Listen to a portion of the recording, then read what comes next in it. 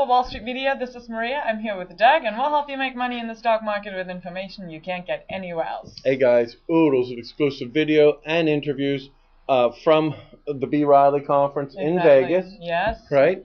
And the first video we have for you right now is Brendan Farrell. He's the president and CEO of Trinity Biotech, ticker is TRIB, and he sums up the company's growth drivers, including diabetes incidence, their new PD2, a mid-range instrument for hemoglobin testing, and a new instrument coming out this year called the Destiny Max, which targets hospitals which can process 350 patient samples per hour.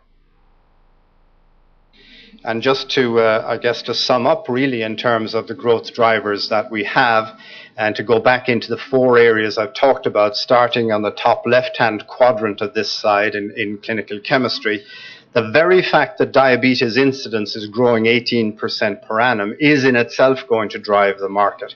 But we have within that two very strong growth drivers in our product portfolio. I talked earlier about the neonatal variant market. Remember, all newborns in the US must be tested for hemoglobin variants, and there are 4.5 million newborns in the US. And the same applies outside the US in Europe. And so that's a strong growth driver. We've just launched a new product that targets exactly that neonatal variant market and can not only test the newborn for the variants, but can confirm a positive result on the same sample as well, which is a very strong advantage. And then we have a new instrument coming out called a PD2, which is a mid-range instrument, again, for hemoglobin A1C testing. So we have good growth drivers in clinical chemistry. In the infectious disease business, bottom left-hand quadrant, Lyme disease and its incidence, and the fact that we're the market leader in Lyme disease testing will help to continue to grow our infectious disease business, and will also serve as a door opener for our other infectious disease products. In the top right-hand quadrant, in our hemostasis business, our coagulation business, we have a Destiny instrument portfolio, and I mentioned that we have a mid-range instrument already in the market, which we manufacture ourselves, and we're bringing out in the fourth quarter of this year a new instrument called a Destiny Max, which is a large instrument targeting the large hospitals capable of processing 350 patient samples per hour. So that's right up there in terms of its throughput with any of our competitors. And we also have a best-in-class reagent offering. We acquired 3 hemostasis businesses in our history, and we've put those 3 reagent lines together and picked the best reagents from each. So it's a very good reagent offering. And then in the bottom right-hand quadrant, we have the point-of-care testing. We have, first of all, in HIV, the sustainable funding that's coming through both Africa and the United States, the CDC revised screening guidelines, which I mentioned, where there's no pretest counseling, and that's going to help to drive growth in that area as well. We also have a product that I didn't have time to mention called Legionella urinary antigen. It's on the same platform as the Unigold, and that tests for Legionnaire's disease. Now, Legionnaire's disease is not a huge market because it's an outbreak disease that occurs in summer, but nonetheless, it's a very high margin product, as indeed is both HIV, and then Tristat is also a high margin product as well. And that's the hemoglobin A1C point of care product that will drive growth going forward.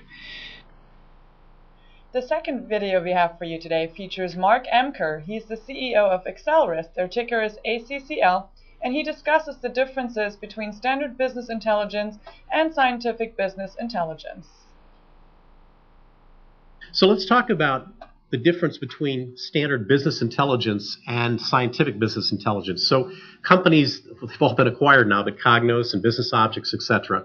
They inhale simple numeric data, structured text. They apply some simple analytics to it, and they report performance management. You typically see their concentration in sales and finance, for example.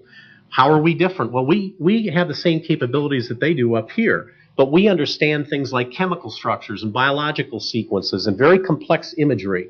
We bring it into our platform, and then we apply our modeling and simulation codes that, again, was the company's history, and also high-end analytics, such as image analysis, chemical structure search, biomining, patent search capability. And then if you look at our visualization environment, it goes from simple static reporting to interactive drill down to three-dimensional visualization.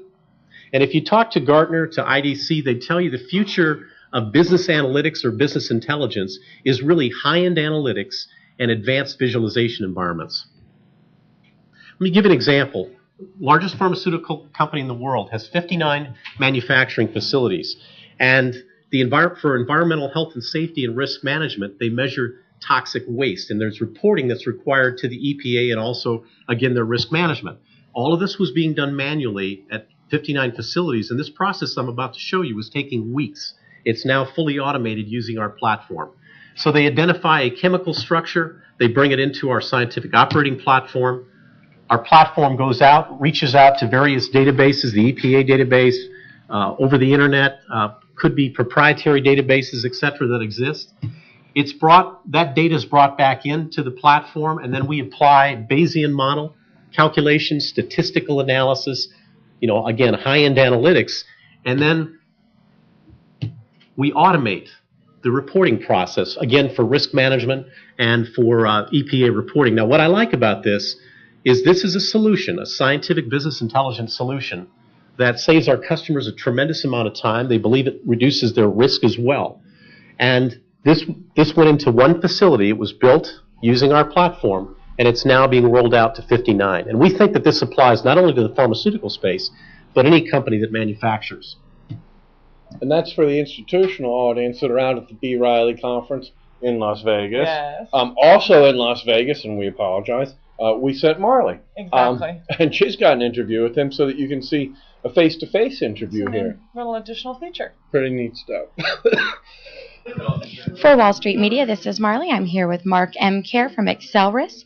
So, Mark, tell our viewers a little bit about what it is that your company does. Well, Accelrys develops software solutions that help biopharmaceutical companies bring new drugs to market in a much quicker fashion. The same thing stands for the material science area, novel materials.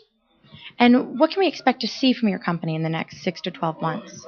Well, we're projecting growth right now. We've finished our turnaround. We're in a transformative stage. And you're going to hear a lot about scientific business intelligence, which is where we span from early stage research and discovery all the way to manufacturing. We apply our scientific awareness that we have, our platform technology with a very large ecosystem, and we help our customers develop workflows and to increase their productivity tremendously. Why should investors and our viewers want to own your stock specifically? Well, we're highly undervalued right now. If you look at our situation, we've got 70+ million in cash. We have no debt. Mm-hmm. We're trading at a little less than 1x enterprise value. We were a turnaround situation. We intentionally did not come to the street until we were confident that we were through that and we had our vision down moving forward. So we think it's a very undervalued stock that has a tremendous growth story. All right, great. Thank you so much for your time. I really appreciate you meeting with me. And if you enjoyed this CEO video and the interview and now you're interested and you want to listen to the entire webcast, you can do that at wsw.com/webcast/BRileyCo. Now, the next interview that Marley got us is BRileyCo 9. BRileyCo 9, yes. And the next interview that Marley brought us is Richard Nisbola. He's the CEO of the Management Group, and their ticker is TMNG. Here it is. For Wall Street Media, this is Marley. I'm here with the chairman and CEO of the Management Network Group, Rich Nespola. So explain to our viewers a little bit about what it is that your company does. Sure. We're a global professional services firm concentrating on telecom, media, and entertainment. And we consist of 600 consultants with 15 offices located throughout Europe, Asia, and the United States. And we have serviced over 1,200 clients in the 18 years that we've been providing services to this specialized sector. Great. And what should we expect to see from you in the next 6 to 12 months? Continued growth. Company doubled its size and revenues over the last year. We've had 37% organic growth. We've successfully completed 3 acquisitions in 2007. We're leveraging that into a $100 million professional services firm in 2008 with continued profitability. We continue to increment our customer base at a significant rate. And we take advantage of the evolving telecommunications environment and deregulation to sell our services to these clients. Great. Well, thank you so much for your time, Rich. I appreciate it. You're very welcome. Thank you. Good stuff. Yeah. At least they're not just at the swimming pool. I know. Which They're actually doing good work. have raised their right hands and told me they weren't. I know they're both coming back with a tan, but that'll have to have been, Doug, Friday afternoon after the conference ended. Actually, no, they're flying back right away. Isn't that good. crazy? Good job. Yes, yes. We have yet another interview. Napster. She's so busy. I know. Yeah. Napster, exactly. It's Bradford Dewey. He's the president of Napster, and their ticker is NAPS. For Wall Street Media, this is Marley. I'm here with Brad Dewey, the president of Napster. So, Brad, everybody knows Napster's name, but tell us what you've been up to and what you do for those people that aren't familiar with Napster. Well, everybody does know the Napster brand, and it's one of our great assets. And we now are obviously a public company. We just announced our earnings today and pre-announced, so we're $127 million in revenue, record revenues for the year. We $31 million for the quarter, so high end of guidance there. But we offer an unlimited subscription service on the PC, and you can come to Napster, stream all 5.5 million songs, and you can actually then download them and take them to go in an unlimited amount with our Napster to Go subscription.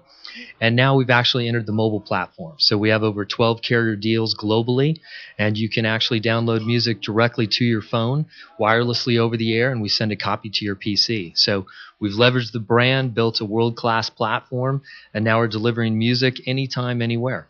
And I was reading that you have a new deal with O2 in the UK. Explain a little bit about that. Yeah, O2 is one of our recent carrier announcements. They're the number 2 carrier in the UK market, and we just launched with them last month, and we have 11 other carrier deals.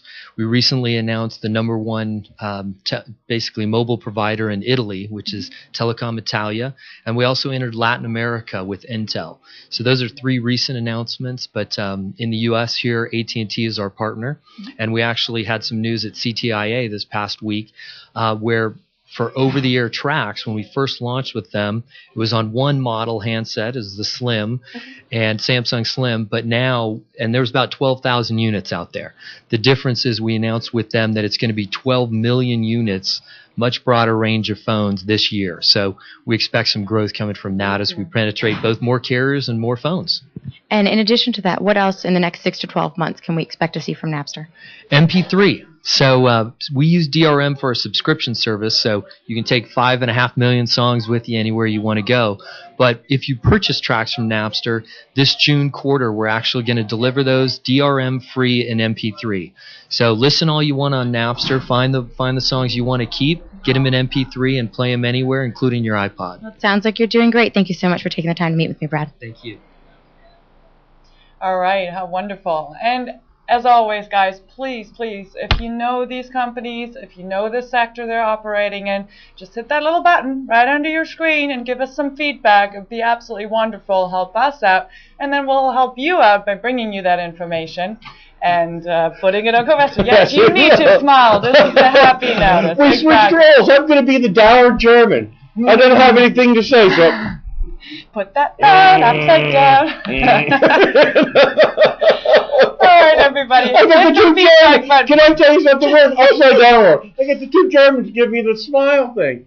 I thought I was being you. No, that's not me. I smile. Hit the feedback button. You only smile when we're on camera. Yeah, right. That Thanks for telling on me here. That poor husband of yours, we're going to send him a check. I have a little whip, All right, either way. Thanks for joining us today. We're here every day at Wall Street Media. You can find us directly at WSMCO.com. Thank you.